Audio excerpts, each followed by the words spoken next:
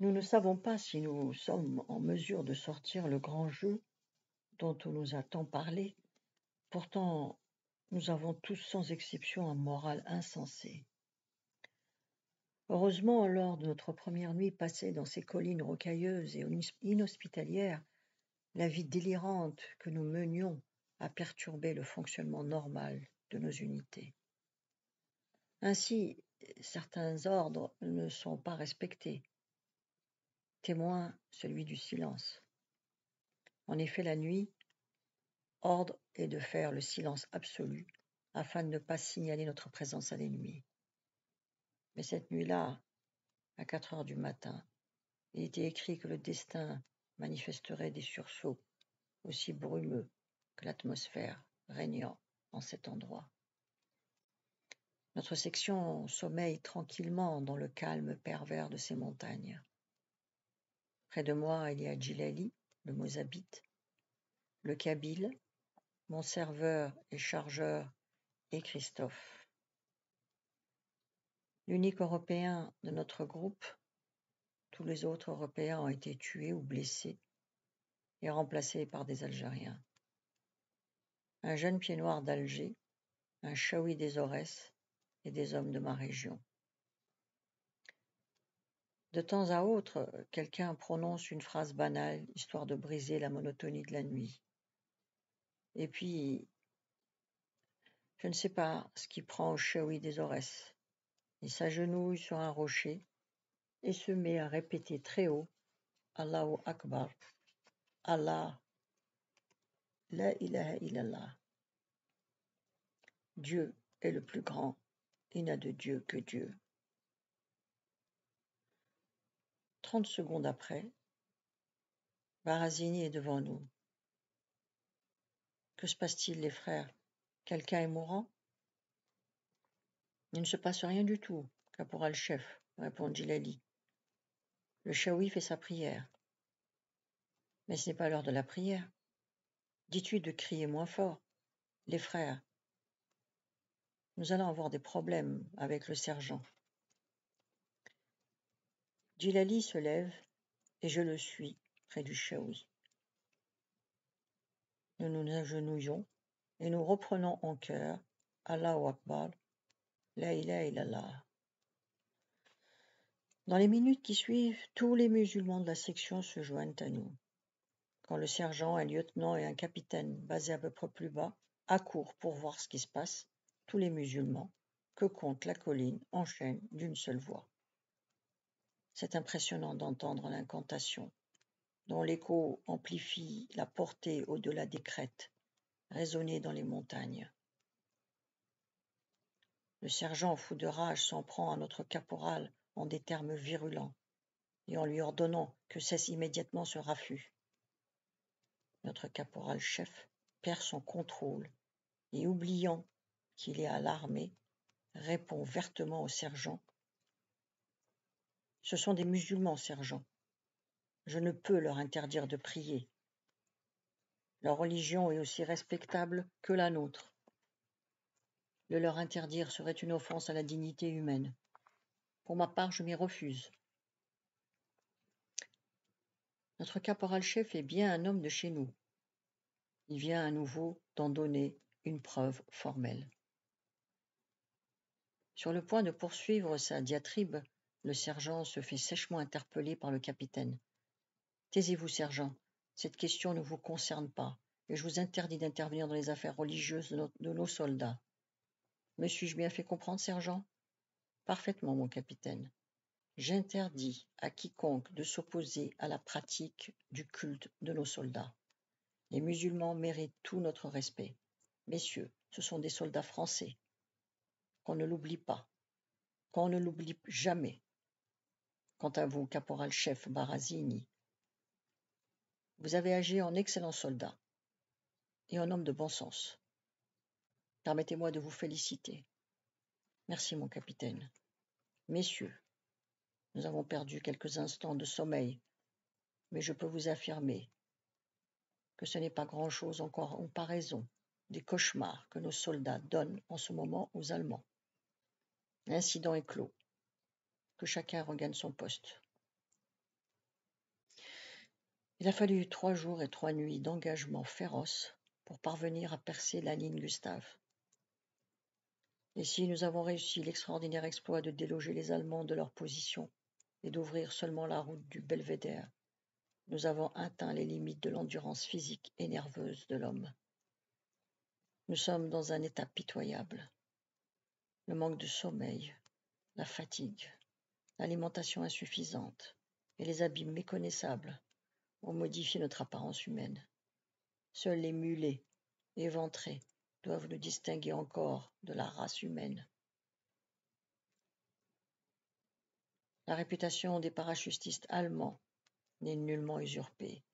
Ces soldats nous ont introduits dans l'antre de l'enfer.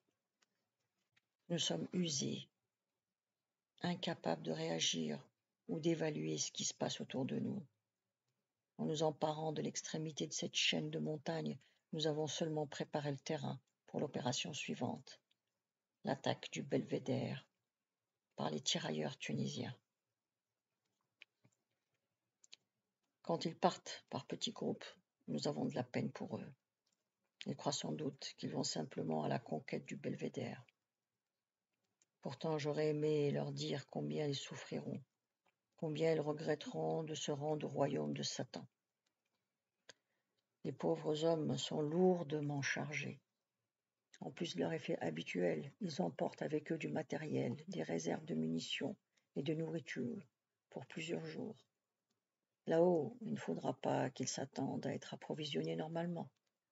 Ce qu'ils emportent assurera leur subsistance et leur survie. Les chemins qu'empruntent certains groupes sont si abrupts que même les mulets ne pourraient les escalader. Mais je crois que mes conseils ne serviraient à rien. Les Tunisiens ont vite fait de savoir ce qui les attend. Ils n'ont pas fait 50 mètres que leurs positions sont pilonnées par les mortiers ennemis. Pendant plusieurs jours, toutes les montagnes sont en feu.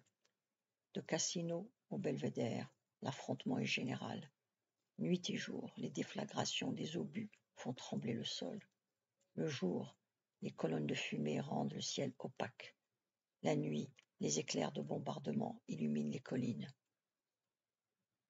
Nous observons ce spectacle hallucinant en remerciant Dieu de ne pas être là-haut à la place des malheureux Tunisiens. Et lorsqu'on nous ordonne de boucler la vallée, nous sommes heureux d'avoir évité le pire. Les Tunisiens et les Marocains, sur les côtés, n'ont reçu aucun approvisionnement depuis leur départ. Chaque tentative se solde par un échec. Les convois de mulets sont systématiquement détruits par l'artillerie allemande. Sur tous les versants de la montagne, les carcasses déchiquetées des bêtes se décomposent lentement. Même les rapaces ne s'aventurent pas à les dépouiller. Nous nous demandons comment les Tunisiens et les Marocains peuvent encore tenir. Leurs réserves sont nécessairement épuisées, et pourtant, ils continuent à se battre. Quand on apprend que les Alliés n'ont pas réussi à prendre le Monte Cassino, pas plus que la ville de Cassino, nos troupes engagées dans les montagnes forcent l'admiration. Nous sommes fiers d'eux, mais nous prions surtout afin que Dieu leur vienne en aide. Puis, comme nous nous y attendions, après le 7e régiment des tirailleurs algériens engagé maintenant plus au nord, notre régiment est mobilisé à son tour. Notre mission est de relever les Tunisiens. Les nouvelles les concernant sont des plus alarmantes. On entend dire qu'ils ont perdu entre la moitié et les 3/4 de leur effectif.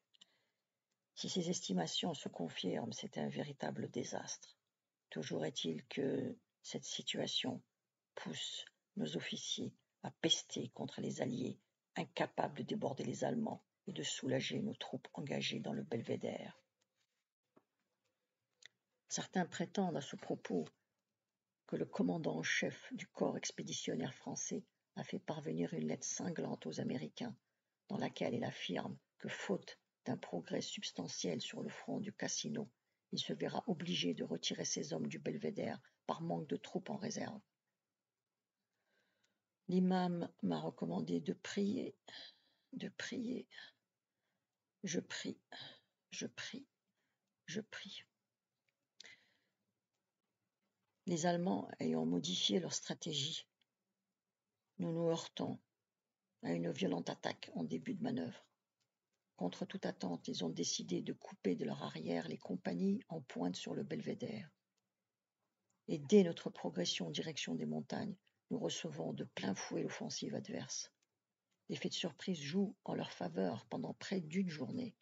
Ils ont réussi à nous surprendre et à désorganiser partiellement notre dispositif offensif. Le temps de nous rétablir et de passer à la contre-attaque, les Allemands sont parvenus quand même à retarder notre soutien aux tirailleurs tunisiens. Un retard qui aura, à ne pas douter, des conséquences dramatiques pour nos camarades. En pensant à eux, nous redoublons d'efforts et de courage, et l'ennemi est repoussé sur ses bases de départ. Au fur et à mesure de la relève des rescapés tunisiens, ce que nous voyons dépasse l'imagination. Les survivants sont à moitié morts, brisés, affamés, paralysés par le froid et la fatigue, les yeux exorbités. C'est la première fois que je vois des hommes pleurer après une bataille. Ils ont conquis, perdu, reconquis et regagné maintes fois des pitons ou des crêtes qui sont maintenant couverts de sang et de cadavres. Ils ont tenu leur position sans recevoir de ravitaillement ni de soutien d'aucune sorte, et ce pendant des jours et des jours. Et quand ils prennent le chemin du retour, ce sont des fantômes qui descendent des collines. De leur douar paisible et souriant, ils sont venus perdre ici leur foi en l'humanité des hommes. On ne défendra aucune position, nous dit le sergent. Nous partons pour attaquer, nettoyer, avancer, attaquer, nettoyer, avancer, jusqu'à ce qu'il ne reste plus un seul Allemand sur le belvédère. Je me demande pourquoi le sergent nous dit cela. Nous savons tous que les Allemands ne sont pas du genre à nous servir de guide pour faire une excursion touristique dans le belvédère. Ayant conservé encore l'image des rescapés tunisiens, je pense que le petit discours du sergent est aussi optimiste qu'inutile. Enfin, nous n'avons pas le choix. Nous sommes là et pas décidés à nous faire égorger par les Allemands.